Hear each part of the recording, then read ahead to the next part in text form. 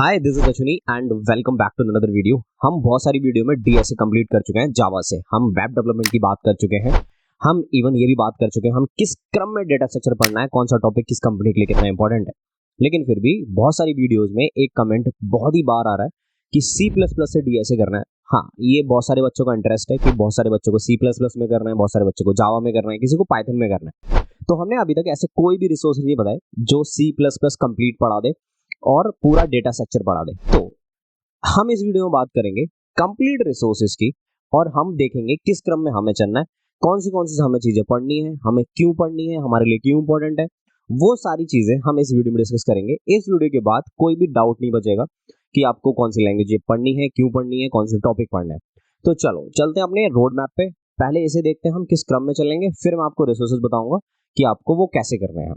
ठीक है, चलो अभी देखो, अगर इस पूरे रोड मैप को ये मैंने आपके लिए डिजाइन किया, अगर आप इसको देखोगे ये C++ and DSA road map है। तो मैं यहाँ पे C++ की बात करूंगा और रोड मैप जो डीएसए का होगा वो मैं आपको अभी बता दूंगा आपको कैसे कंप्लीट करना है और कौन सी वीडियो से देखना है। ठीक है, और C++ से कहाँ से करना है वो आप इस वीडियो से पता चल जाएगा, सारे रिसोर्सेज आपको। ओके, अब देखो C++ बेसिक। अब जब भी मैं एक लैंग्वेज पढ़ रहा हूँ, मेरे बेसिक बहुत ज्यादा इंपॉर्टेंट होता है किसी भी लैंग्वेज के। आप जावा ले लो, पाइथन ले लो, C++ ले लो, C# ले लो, .NET ले लो, कोई भी ले लो। ठीक है, अब यहाँ से मेरे को बेसिक में वेरिएबल्स एंड डेटा टाइप्स पढ़ने होंगे और वेरिएबल्स एंड डेटा टाइप में data type, variable declaration, initialisation, basic operations. अगर कोई भी लैंग्वेज पहले से कर रखी है C या फिर C++ कर रखी है, जावा कर रखा है, इनमें से अगर आप अल्टरनेटिव लैंग्वेज करना चाहते हो तो ये सारी चीजें आपके लिए बहुत ही आसान हो जाएंगी अगर आपने कोई भी एक ऊप्स लैंग्वेज कर रखी है तो। ठीक है, अब मेरे कहने का मतलब है जावा कर रखी है, C पढ़ना चाहते हो आसान है, C कर रखी है, जावा पढ़ना चाहते हो थोड़ा सा मुश्किल पड़ेगा लेकिन हो जाएगा। ठीक है, अब देखो ऑब्जेक्ट ओरिएंटेड, ये आपको यहाँ से ये ऊप्स कंसेप्ट पढ़ने हैं मुझे। क्लासेस एंड ऑब्जेक्ट में मुझे पढ़ना है। अब इसमें मैं क्या पढ़ूंगा क्लासेस एंड ऑब्जेक्ट में, वो देख लेते हैं। क्लासेस एंड ऑब्जेक्ट में मैं अंडरस्टैंड करूंगा कि मेरी क्लासेस डिफाइन कैसे होती है, मेरी क्लासेस यूज कैसे होती है, क्लास क्रिएशन कैसे होता है, एक्सेस मेंबर्स कैसे होता है, उनके मेंबर्स को एक्सेस कैसे करते हैं, मतलब जितने भी वेरिएबल्स होते हैं उन क्लास लेवल पे, इंस्टेंस लेवल पे उनको मैं कैसे एक्सेस करता हूँ। समझ में आ रही होगी बात, बढ़िया है।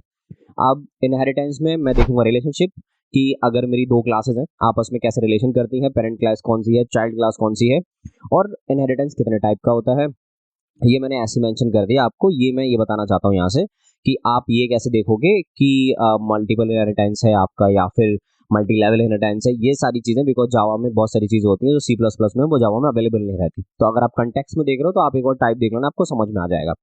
पॉलीमॉर्फिज्म, पॉलीमॉर्फिज्म कितने टाइप का होता है। ठीक है, टाइप की बदले से मैंने यहाँ पे ये मेंशन कर दिया, फंक्शन ओवरराइडिंग, फंक्शन ओवरलोडिंग। ठीक है, अब इसका मुझे बिहेवियर एक्सप्लोर करना है by creating a virtual function. Okay, ये आपको समझ में आ रहा होगा कि मैं इन दोनों को पहले पढ़ूंगा या फिर इसका मैं बिहेवियर देखूंगा। और जैसे आप टाइप्स पे जाओगे तो टाइप दो टाइप का ही पॉलीमॉर्फिज्म होता है, मतलब पॉलीमॉर्फिज्म मतलब एक काम को कितने तरीके से कर सकता हूं मैं। बढ़िया, परफेक्ट है, समझ में आ रहा है। आप देखो एनकैप्सुलेशन, एनकैप्सुलेशन का मतलब क्या है कि मुझे क्या करना है कि जितने भी मेरे डेटा मेंबर्स हैं और मेरे जितने डेटा मेंबर मतलब मेथड्स हैं उनको मैं एक किसी भी टाइप में मैं कैप्सूल कर देता हूं, उसको मैं एनकैप्सुलेशन बोलते हैं, जैसे कि एक क्लास। ठीक है, अब ये understand the concept of encapsulation जो मैंने अभी आपको बताया वही आपको हर बुक में मिल जाएगा। ठीक है, हर एग्जांपल में मिल जाएगा वेबसाइट पे। Implement is using a specific public private protected. अब देखो इसमें क्या होता है, जब भी आप एक कंपनी के इंटरव्यू में बैठोगे वो आपसे इनकैप्सुलेशन करवा लेगा इम्प्लीमेंट करके।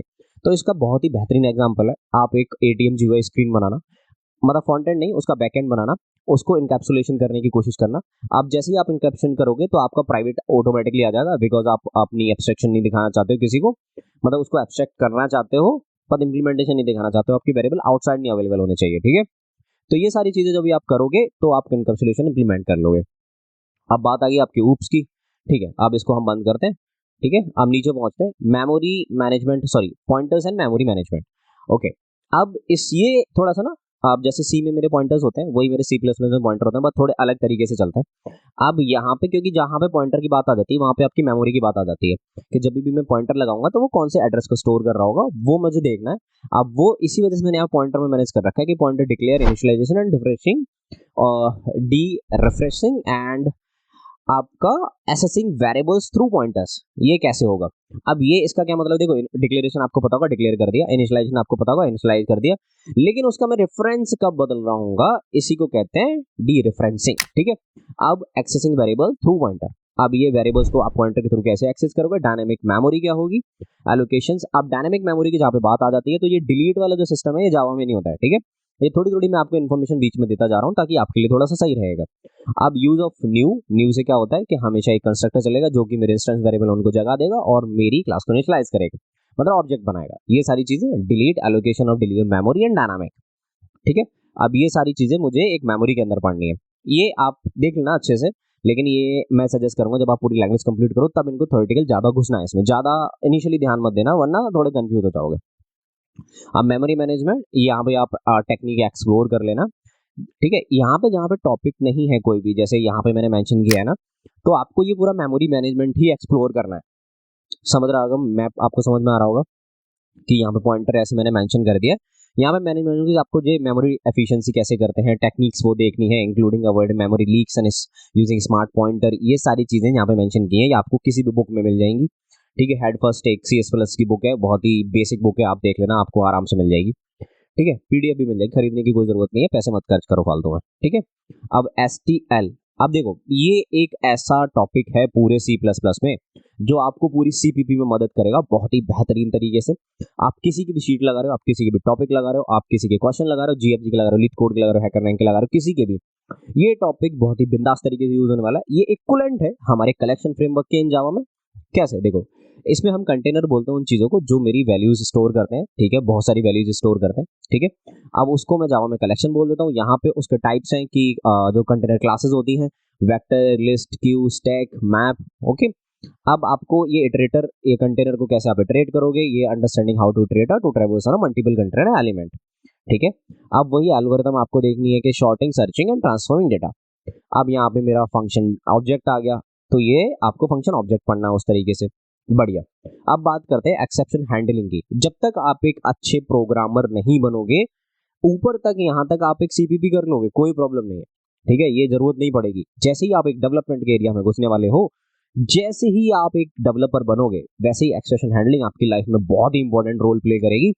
वो है एक्सेप्शन बेसिक्स, आपको पढ़ने हैं थ्रोन और कॉट, आपको ट्राई कैच ब्लॉक्स पढ़ने, मल्टीपल एक्सेप्शन के साथ पढ़ना, कैसे चलता है, कैसे चलते हैं ब्लॉक्स, अगर आप ट्राई से थ्रो करोगे तो कौन सा एक्सेप्शन ब्लॉक चलेगा, ये सारी चीजें आपको इसमें पढ़नी है। दूसरी आपकी आ गई कि एक्सेप्शन शिफ्ट कैसे करनी है, टेम्पलेट एंड जेनेरिक्स। यहाँ तक आप एक्सेप्शन तक पढ़ोगे आपका काम आराम से हो जाएगा, ठीक है। अब ये थोड़े वो टॉपिक रह गए जो मैं चाहता हूँ आप पढ़ो, ठीक है, ये इंपॉर्टेंट है। तो आप एक टेम्पलेट एंड जेनेरिक प्रोग्रामिंग पढ़ना, function and template, class and template, okay. इसमें आपको क्या है कि ये अंडरस्टैंड कर लेना, क्लास एंड टेम्पलेट को भी आप एक्सप्लोर एंड डिफाइन कर लेना है कैसे चलती है। अब टेम्पलेट स्पेशलाइजेशन ये भी आप पढ़ लेना, ठीक है। अब ये सारे टॉपिक्स आपको पता चल रहे होंगे कि C++ में कौन से पढ़ने। अब बात आती है मल्टी थ्रेडिंग की। देखो C++ में या किसी में भी मल्टी थ्रेडिंग यूज नहीं होती। यहाँ पे STL के बाद जितने भी टॉपिक हम एक्सप्लोर कर रहे हैं ये डेवलपमेंट के प्रोस्पेक्टिव से हैं, ठीक है। अब थ्रेड, अब ये आपके लॉक्स आ जाएंगे, म्यूटेक्स एंड लॉक्स एंड आपकी condition variables and atomic types, ये आपकी मल्टी थ्रेडिंग आ गई। अब स्मार्ट पॉइंटर्स आ जाते हैं मेरे कि यूनिक पॉइंटर आ गया, शेड एंड हमारा वीक पॉइंटर आ जाता है, ठीक है। अब file IO and streams, okay, यानी कि input IO and streams. So input output streams, हमारी फाइल हैंडलिंग एंड सिरियलाइजेशन, बढ़िया, परफेक्ट। ये सारे टॉपिक आपके लिए काफी हैं। अब अगर यहाँ तक आपने कंप्लीट कर लिया, आप एक बेस्ट डेवलपर बन चुके हो, आप C++ में कोड कर सकते हो, ठीक है। अब ये सारी चीजें लैम्डा एक्सप्रेशन रेंज, ये हमारी C++ 11 वर्जन से ऊपर की बात है। अगर आपके पास टाइम है तो आप पढ़ना, लेकिन पहले जितना मैंने ऊपर दिया है वो आप अच्छे से पढ़ लेना। अब बात आती है कि भैया मैं C++ में DSA कर रहा हूँ, अच्छी बात है, आप करो, कोई प्रॉब्लम नहीं है। आप कॉलेज तक C++ करोगे, बहुत बढ़िया बात है। 3rd ईयर तक, 2nd ईयर तक C++ करोगे, इंटर्नशिप भी आपको मिल जाएगी, कोई प्रॉब्लम नहीं है। आपको इवन जॉब भी मिल जाएगी, ठीक है। ये अगर आपसे कोई कह रहा है कि आप C++ करोगे, जावा नहीं करोगे, आपको जॉब नहीं मिलेगी, वो गलत है, नहीं। हाँ, जब आप इंडस्ट्री में जाओगे, ठीक है, क्योंकि जो C++ है ना 2 या 5% मार्केट कैप्चर करके रखती है, जो भी नेटवर्किंग कंपनी है जैसे Amdocs एंड ऑल। अगर आप किसी अच्छी कंपनी में जाते हो, जो प्रोडक्ट है या फिर जो आप टॉप नॉच कंपनीज को टारगेट कर रहे हो, वो मोस्टली जावा यूज करते हैं। उनके साथ अपने फ्रेमवर्क्स उन्होंने अलाइन कर रखे हैं कि स्प्रिंग बूट पे उन्होंने इंटरनल एक फ्रेमवर्क बना रखा है, तो वहां जावा यूज होती है। जॉब आपको मिल जाएगी, लेकिन वहां पे वो आपको पूरा टाइम देंगे जावा सीखने के लिए, एक फ्रेमवर्क सीखने के लिए। हाँ, लेकिन थोड़ा जल्दी सीखना होगा, थोड़ा कम टाइम मिलता है, ठीक है। जब आप ज्वाइन करोगे, एक्सपीरियंस लेवल पे भूल जाओ कि टाइम देंगे, पहले दिन से काम मिलता है। अब बात आती है कि ये तो बात होगी मेरी कि मेरे को क्या पढ़ना है क्या नहीं पढ़ना है। अब DSA कैसे पढ़ना है, एक वीडियो रिफ्लेक्ट हो रही होगी, वहां से आप देख लेना कि आपको कितना DSA किस कंपनी के लिए कैसे पढ़ना है। अब मैं आपको बता देता हूँ कि सी प्लस प्लस के लिए रिसोर्सेज क्या होने वाले होंगे, आपको सी प्लस प्लस कहाँ से पढ़नी है और सी प्लस प्लस में डीएसए कहाँ से पढ़ना है। चलो जी, अब ये देखो, beginner C plus plus programming from beginner to beyond, ये कोर्स है। ये मेरे को यूट्यूब पे थोड़ा सही कोर्स लगा था, बिकॉज जितने भी रोड मैप्स मतलब पहले मैं क्या करता हूँ, मैं एक रोड मैप डिजाइन करता हूँ, फिर उसके हिसाब से मैं रिसर्च करता हूँ कि आपको एक बेहतरीन एक प्रोजेक्ट या फिर एक कोर्स मिल सके। ठीक है, ये मैंने एक कोर्स देखा है, ये मैंने यूडेमी पे देखा, तो इसमें वो सारे टॉपिक्स हैं जो अपन ने अभी डिस्कस किए हैं कि वेरिएबल्स हो गए, मेरे वेक्टर्स हो गए, कंट्रोलिंग हो गए, ऊप्स हो गया, इनहेरिटेंस हो गया, आईओ हो गया, लैम्डा एक्सप्रेशन हो गए, ये बोनस सेक्शंस पड़े हुए, ये सारे आप एक बार चेकआउट करना, आपको मिल जाएगा। लेकिन एक बात मैं आपको बता दूं, ये अभी यूट्यूब पे कुछ तो चल रहा है जिसकी वजह से ये कोर्सेज बहुत महंगे हैं, बहुत महंगे हैं। ठीक है, मत लेना अभी, यूट्यूब की किसी एक रिसोर्स से पढ़ लेना जितना आप पढ़ सकते हो। ठीक है, मुझे बताना, मैं कुछ लिंक्स मेंशन कर दूंगा। ठीक है, अब हम चलते हैं दूसरे कोर्स की तरफ। तो यहाँ पे मेरा सेम वही है कि एनवायरनमेंट सेटअप हो रहा है लिनक्स मैक में एंड ऑल, और ये loops, reference, argument and function and C plus plus concept है, ये थोड़ा ज़्यादा सही लगा है। ठीक है, एक्सेप्शन एंड एसटीएल इसमें अच्छे से समझा रखा है। 3 आवर की क्लास है, 1.1 आवर यानी कि 2 आवर की क्लास है। फिर आपके ये सारी 20 सी प्लस प्लस 20 में कौन सी फीचर्स हैं, क्या है, एसटीएल एल्गोरिथम समझा रखी है। ठीक है, ये आप देख रहे होगे यहाँ पे, ये डेटा स्ट्रक्चर का कोर्स यहाँ से अब स्टार्ट हो गया। ये 2 ही मैंने कोर्सेज यहाँ पे मेंशन किए हैं, ये 2 कोर्सेज यहाँ पे मेंशन है, बिकॉज आप ज़्यादा कोर्स जितने मैं कोर्स दूंगा आपको कुछ ना कुछ कंफ्यूजन होगी, इस वजह से ये दोनों में से कोई भी एक पकड़ लेना और बिंज वॉच करके निपटा देना। अब बात करते हैं डेटा स्ट्रक्चर की। ठीक है, अब यहाँ पे आप देखोगे डेटा स्ट्रक्चर एंड एल्गोरिथम, ये पहला कोर्स है। लेकिन एक मोस्ट इंपॉर्टेंट चीज़ कि अगर आप चाहते हो कि आप किसी एक नॉन बंदे से पढ़ो, तो ये अब्दुल वरी सर का एक कोर्स दे रखा है, ये आप सी प्लस प्लस एंड सी में है, ये आप पढ़ो, बहुत ही अच्छा कोर्स है, जाके किसी और कोर्स की जरूरत नहीं पड़ेगी, सारी चीज़ें बहुत अच्छे से दे रखी हैं।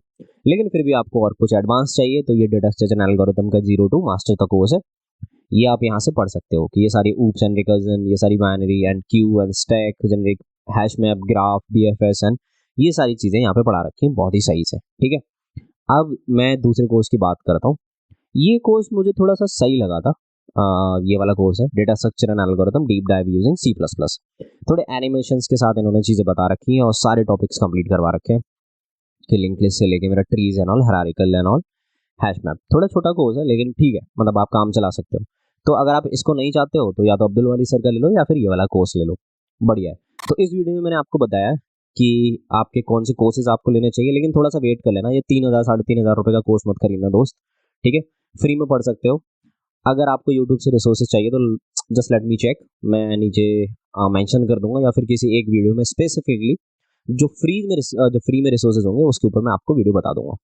ठीक है, या फिर मैं इसी वीडियो में डिस्क्रिप्शन में डाल देता हूँ कुछ लिंक्स, आप वहाँ से पढ़ लेना। ओके, आई होप इस वीडियो से आपकी थोड़ी सी हेल्प हुई होगी एंड मैं मिलता हूँ आपसे नेक्स्ट वीडियो में। Take care, bye bye.